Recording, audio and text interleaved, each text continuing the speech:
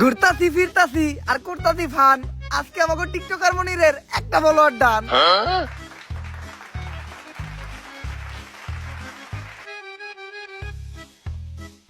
আলহামদুলিল্লাহ আমাকে টিকটকার মনিরের একটা ফলোয়ার ডান হিসেবে আমাকে এই মিলন মেলা সফল হইলো। গুরু মিলন মেলা সফল হলো কেমনে? আমাকে সবার কাছ থেকে চাঁদা উঠাইছেন 1200 টাকা করে। সবাই নাকি একটা করে গেঞ্জি দিবেন, ভালো রিসোর্টে নিয়ে যাবেন, আবার সুইমিং পুলে গোসলও করাবেন, সব শেষে সবাই নাকি একটা করে প্রাইজও দিবেন। এইগুলা তো কিছুই করলেন না, আর উল্টা রিসোর্টের কথা কয়ে আমাকে সবাই নিয়েছেন এই ভূতের বাড়িতে। করস টিকটক আবার রিসর্টে যাইতেছাস। রিসর্টের যে ভাড়া তাই অল্প টাকার ভিতরে এই জায়গায় নিয়েছি। বুঝছি গুরু, আপনি টেহা বাঁচিয়ে কক্সবাজারে নীলারে ভাও করবেন। হপ, সব জায়গায় সত্য কথা কইতা না। আই তাইলে আমাকে এই মিলন মেলা উপলক্ষে আমরা সবাই মিলে একটা টিকটক ভিডিও বানাই লাই। চলে। এই যা তুই ক্যামেরা ধর।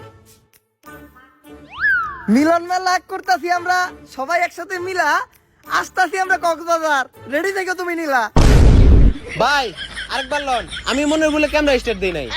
জীবনের প্রথম এক চান্সে ডায়লগ দিয়ে লাইছিলাম, এখন আবার কইতে হইব। দে এখন স্টার্ট দে।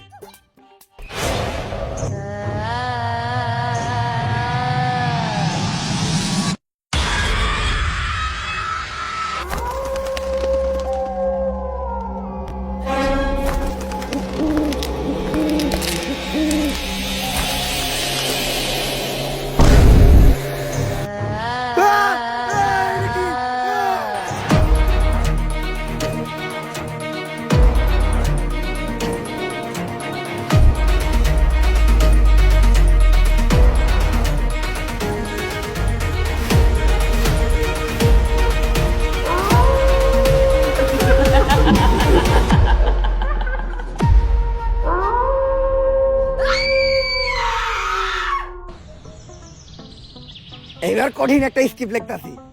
আমি হবো গানের সুরকার, তুই হবি গায়ক। আমি হবো এই ছবির ডিরেক্টর, তুই হবি নায়ক।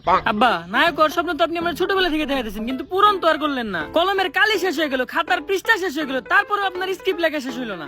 আরে বেটা, একটা ভালো স্টোরি লিখতে গেলে একটু সময় লাগেই। তাই বলে 10 বছর, সেই ছোটবেলা থেকে আজকে এত বড় হয়ে গেলাম। আরে পাগলা, বাবার চোখে সন্তান না কখনো বড় হয় না। 10 বছর কোন দিয়ে কেটে গেছে বুঝতেই পারলাম না।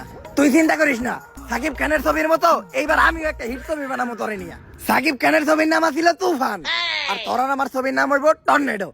আর গতকালকে আমি তুফান ছবির ডিরেক্টর রাজামৌলির লগে কথা কইলাম আমাকে এই ছবির বাজেট নিয়া। কিন্তু আব্বা তুফান ছবির ডিরেক্টর না রায়হান রাফি?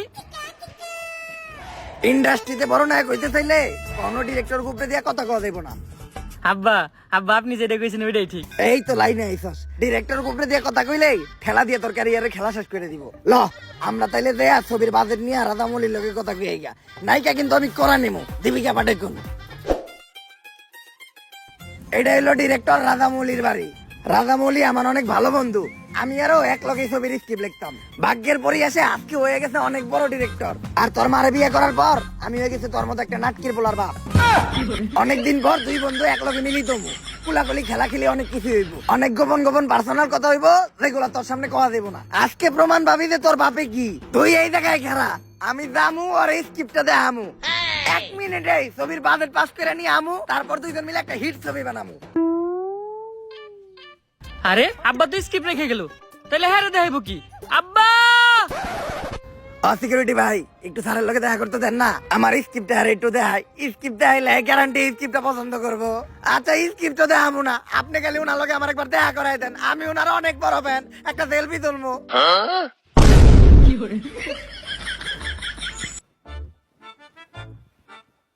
তুই নে, তোর না অনেক হারাইতে কইছিলাম। আপনি তো স্ক্রিপ্ট রেখাইছিলেন। আরে বেটা ক্লোজ ভাই ব্রাদার, আমার স্ক্রিপ্টও লাগবো না। তুই কখন থেকে এনে দাঁড়াই আসস? যখন আপনি এই সিকিউরিটির পায়ে ধরে কইতেছিলেন স্যারের লগে একবার দেখা করে দেন। এই দেখছস আর কারো কইস না। আব্বা তাইলে কি আমাকে আর ছবি বানানি হইব না? ছবি তো আমি বানামু রে, কিন্তু চিন্তা করতেছি কেমনে বানামু। বাজেট নাই, নায়কের চেহারাও ভালো না। বুদ্ধি একটা পাইছি, এইবার আমরা একটা ভূতের ছবি বানামু। ভূতের ছবি বানাইলে অন্তত আমার মেকআপ ম্যানের খরচটা পয়সা যাইবো, কারণ তোর যে চেহারা নতুন করে ভূত সাজানো লাগবো না। আর ভূতের ছবি বানাইতে গেলে লোকেশন নিয়ে কোনো চিন্তা নাই, ভাঙাচোরা একটা বাড়ি আর একটু জঙ্গল এলে চলবো। এখন ভাবতাছি আমি এই ভূতের ছবিটার নাম দিমু তুফানের রাইতে ভূত। গ্যারান্টি অস্কার পাইবে ছবিটা। ল ছবির কাম শুরু করি। আমাকে তুফানের রাইতে ভূত ছবির লেগা একেবারে পারফেক্ট একটা লোকেশন সিলেক্ট করছি, সেরা লোকেশন। লোকেশনের লেগেই 10-12টা অস্কার আমাকে মুহে তুইরা মারবো। ছবির প্রথম সিনেই নায়কের কোন পুকুরে অনেক টাকি মাছ ছাড়তে ইচ্ছা করবো, তার লেগে নায়ক নায়িকারে নিয়ে এই পরিত্যক্ত বাড়িটাতে আইবো। আব্বা নায়ক এই বাড়ির ভিতর পুকুরে মাছ ছাড়বো কেমনে?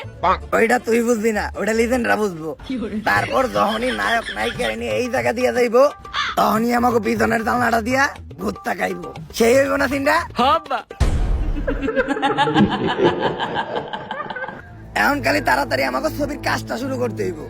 কিন্তু আব্বা এই জায়গা নিয়ে তো অনেক কথা শুনছিলাম, এই জায়গায় যারা ছবি তুলে বা ভিডিও করে তারা নাকি কখনো বাইসা ফিরে না। আরে এগুলা পুরাপুরি গুজব। আর আমার পোলাইয়া তুই সামান্য এই গুজবে বিশ্বাস করে ভয় পাইতাছস? হইলে আমার মতো হবি। ভূত তো দূরের কথা, আমি এই দুনিয়ার কাউরে দেখে ভয় পাই না। আব্বা ওই যে আম্মা আইতাছে। কি কস? কই তোর মাই কই? ওরে বাবা, আমার এই ডাইনের থেকে বাঁচা। ভয় পান কি পান না ওটা তো দেখাই যাইতাছে। আরে আমি তো কইতে চাইছিলাম তোর মারে তারা কাউরে দেখে ডরাই না। তা এত সুন্দর লোকেশনে যেহেতু আইছি,